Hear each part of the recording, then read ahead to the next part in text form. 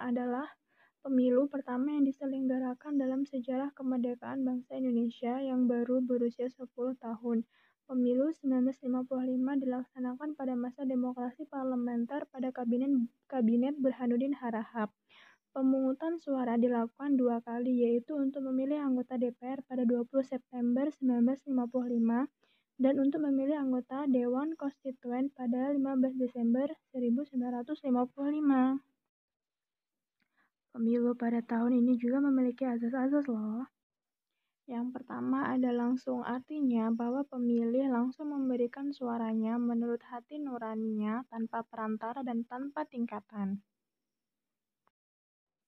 Yang kedua ada rahasia, artinya bahwa pemilih dalam memberikan suara dijamin tidak akan diketahui oleh siapapun dan dengan cara apapun mengenai siapa yang dipilihnya.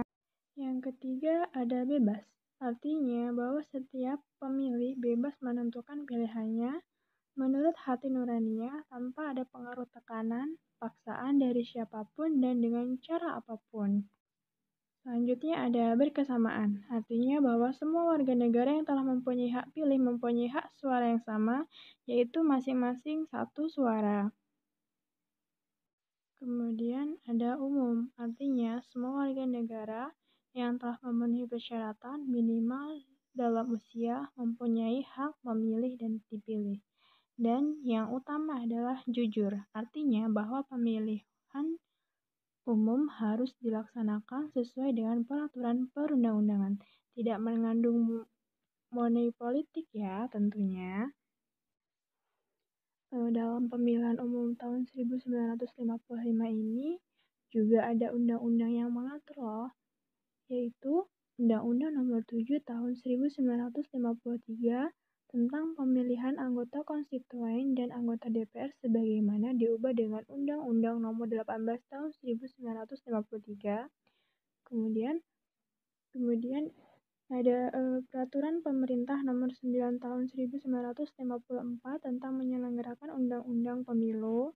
Peraturan Pemerintah Nomor 47 Tahun 1954 tentang cara pencalonan keanggotaan DPR atau konstituen oleh anggota Angkatan Perang dan pernyataan non-aktif pemberhentian berdasarkan penerimaan keanggotaan pencalonan keanggotaan tersebut, maupun larangan mengadakan kampanye pemilu terhadap anggota Angkatan Perang.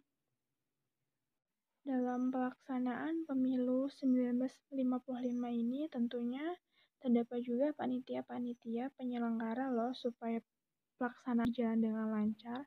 Apa saja sih itu? Yang pertama itu ada Panitia Pemilihan Indonesia atau disingkat dengan PPI yang bertugas mempersiapkan dan menyelenggarakan pemilihan anggota konstituen dan anggota DPR. Nah, keanggotaan PPI ini sekurang-kurangnya 5 orang dan sebanyak-banyaknya 9 orang dengan masa kerja selama 4 tahun. Kemudian ada Panitia Pemilihan atau PP, dibentuk di setiap daerah pemilihan untuk membantu persiapan dan menyelenggarakan pemilihan anggota konstituen dan anggota DPR.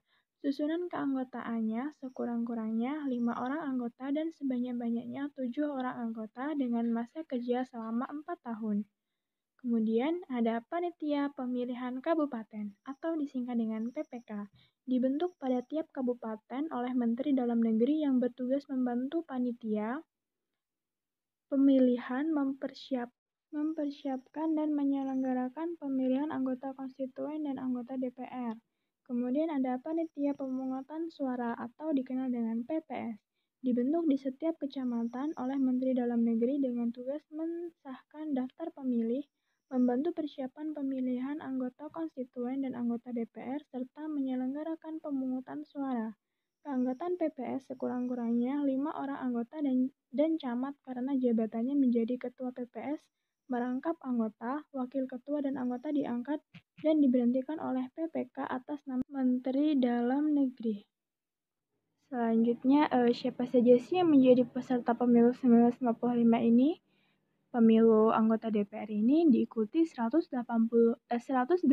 peserta yang terdiri dari 36 partai politik, 34 organisasi kemasyarakatan, dan 48 perorangan. Sedangkan untuk pemilu, anggota konstituen diikuti 91 peserta yang terdiri dari 39 partai politik, 23 organisasi kemasyarakatan, dan 29 perorangan. Partai politik tersebut antara lain adalah Partai Komunis Indonesia atau PKI yang berdiri pada 7 November 1945 yang diketuai oleh Muhammad Yusuf Sarjono.